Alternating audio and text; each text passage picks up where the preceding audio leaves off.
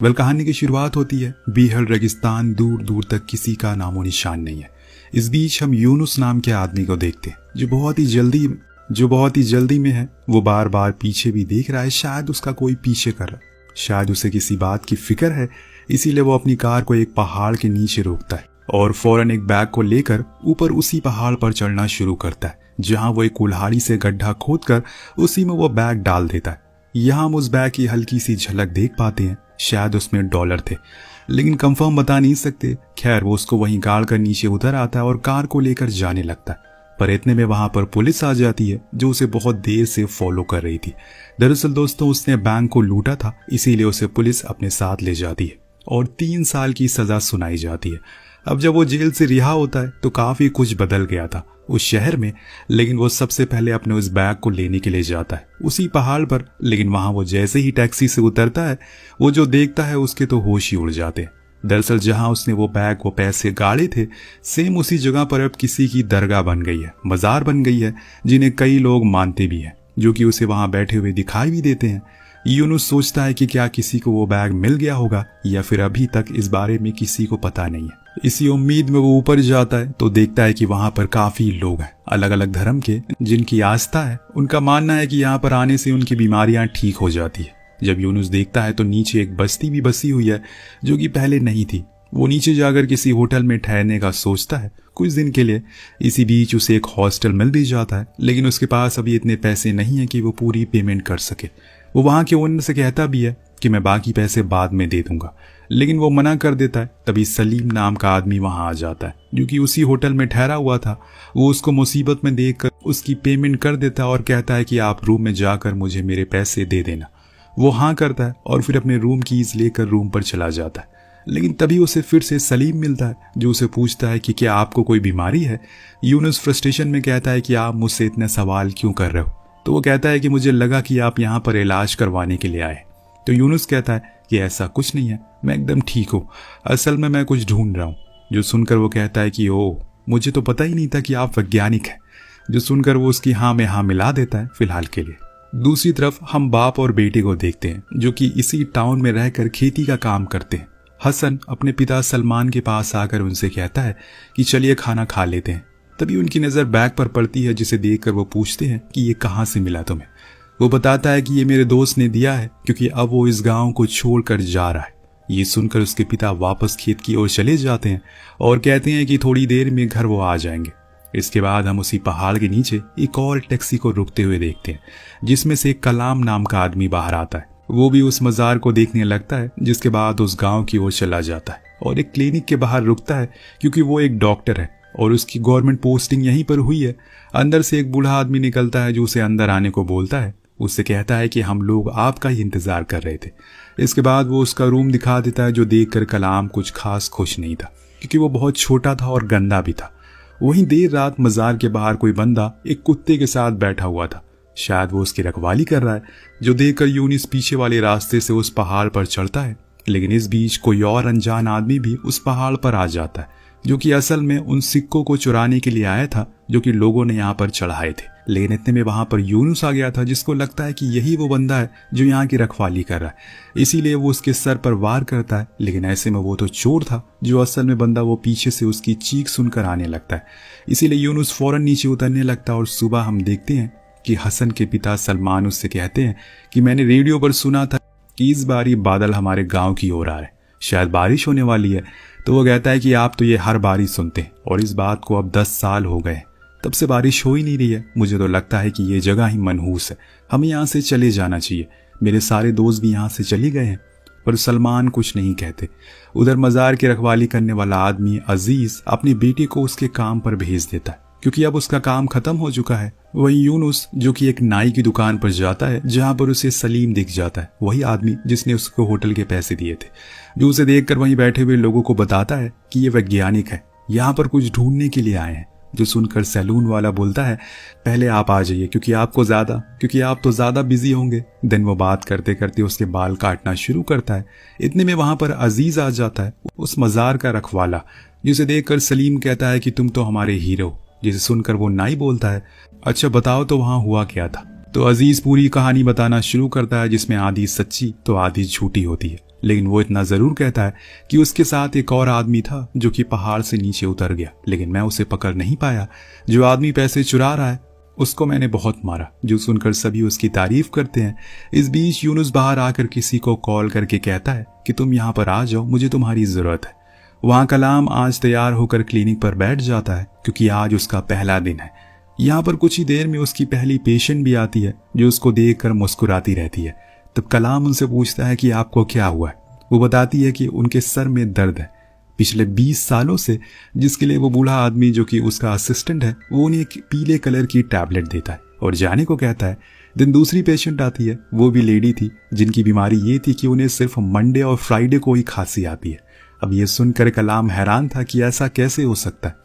फिर इतने में उसका असिस्टेंट उस लेडी को भी वही पीली टैबलेट देकर जाने को कहता है। अब कलाम परेशान है कि क्या सभी औरतें ही हैं, कोई आदमी नहीं आया यहाँ पर। यही जानने के लिए वो बाहर जाता है तो देखता है कि वहां पर बस औरतें ही थी जो उसे देखकर स्माइल कर रही थी। उसे बहुत ही अजीब लगता है, इसीलिए वो अंदर अपने असिस्टेंट से पूछता है कि क्या कोई मर्द बीमार नहीं पड़ता।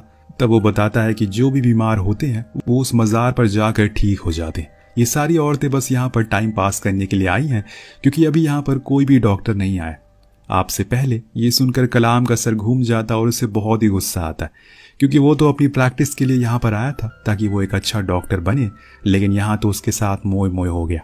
अब उसे कुछ समझ नहीं आ रहा। इसके बाद हम हसन को देखते हैं जो अपने पिता से कहता है कि मुझे यहाँ पर नहीं रहना, मेरा दम घुटता है। तो वो कहते हैं कि ठीक है चले जाओ, लेकिन याद रखना कि तुम अपनी ज़मीन को धोखा दे रहे हो। तो हसन बोलता है कि आप भी चलो, लेकिन सलमान अपना मुंह फेर लेता है, यानी कि वो उसकी ना है। अब एक रात हम फिर से यूनुस को देखते हैं, उसका दोस्त भी यहाँ आ गया है। दोनों आज पूरे प्लान के साथ आए हुए हैं उस बैग को निकालने के लिए क्योंकि अब बहुत दिन हो गए। लेकिन यूनुस देखता है कि उसका दोस्त पहले ही चढ़ाई कर रहा है उस पहाड़ पर, इसीलिए वो उसे कॉल करके कहता है कि अभी मत चलो। पर वो बताता है कि मैं तो अभी भी वहीं बैठा हूँ जहाँ तुमने बोला था, यानी कि दोस्तों वो कोई और इंसान है। और इसी बीच अजीज टॉयलेट के लिए चला जाता है तो यूनुस जाकर उसकी रोटी को बदल देता है और खुद की बेहोशी वाली रोटी वहां रख देता है और नीचे आ जाता है। इतने में वो दूसरा आदमी भी ऊपर चढ़ जाता है और उस मज़ार के बोट को चुरा लेता है। जब अजीज वापस लौटता है तो देखता है कि वहां पर बोट की चोरी हो गई है, इसीलिए वो तुरंत पुलिस को कॉल कर देता है, जो कि यूनुस देख लेता है और अपने दोस्त को यह प्लान कैंसिल करने को कहता है क्योंकि उसने पुलिस को कॉल कर दिया है। अब इसके बाद अजीज उस रोटी को खाना शुरू करता है और खुद के कुत्ते को भी खिलाता है, जिसके कुछ देर बाद दोनों ही बेहोश हो जाते हैं। उधर हम कलाम को देखते हैं जो कि टीवी पर एक ही चैनल को देखते देखते बोर हो गया है, इसीलिए वो अपने असिस्टेंट के पास जाता है जिसने काले कपड़े पहन रखे। जो देखकर वो पूछता है कि तुम ये काले कपड़े क्यों पहन रखे।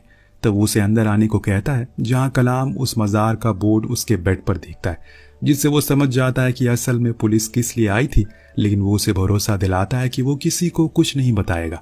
तब उसका असिस्टेंट कहता है कि मैं अपनी ज़िंदगी से बोर हो गया हूँ, इसीलिए मैं आज टेस्ट करने चला गया। जो गार्ड वहां पर है वो कितना सतर्क बैठा, लेकिन वो तो एक बूढ़े आदमी से भी हार गया। जो सुनकर कलाम हंसने लगता है और खुद ही मन सोचता है कि यार वो कहाँ आ गया, किस जगह पर सरकार ने उसे भेज दिया।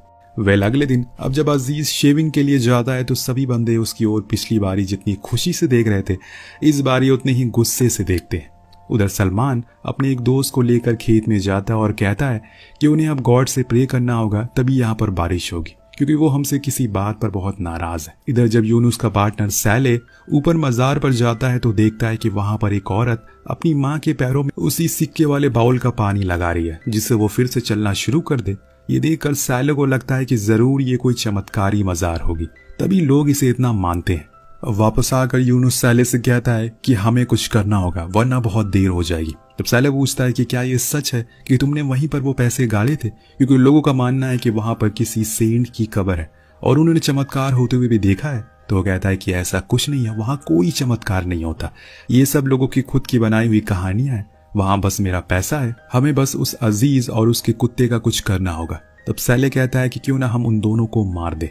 तो यूनुस कहता है कि जिससे कि पुलिस हमें सबसे पहले आकर पकड़ लेगी, जैसे हमारा रिकॉर्ड है, ये सबसे बड़ी बेवकूफ़ी होगी, हमें दिमाग से काम लेना होगा। लेकिन अगले दिन सैले जब अपनी कार में होता है तो देखता है कि वहां पर अजीज का बेटा अपनी बकरियों को चला रहा है, उसके पीछे पीछे उसका कुत्ता भी है, इसीलिए वो बिना देरी किए उसके ऊपर कार को चढ़ा देता है। अब पूरा गांव ये खबर सुनकर दुखी हो जाता है और अजीज के पास उस कुत्ते को लेकर आता है, जो देखकर वो बहुत ज्यादा गुस्से में आ जाता है और अपने बेटे को एक जोरदार थप्पड़ मारता है। लेकिन सब लोग कहते हैं कि इसमें इसकी कोई गलती नहीं है, एक कार इसके ऊपर चढ़ गई। इतने में एक आदमी कहता है कि हमें इसको क्लिनिक लेकर जाना चाहिए। इसलिए सब कलाम के पास पहुंचते हैं, जो उसका इलाज करना शुरू करता है। जब यूनुस को पता चलता है तो सैले को वो बहुत सुनाता है और कहता है कि तुमने ये बहुत गलत किया।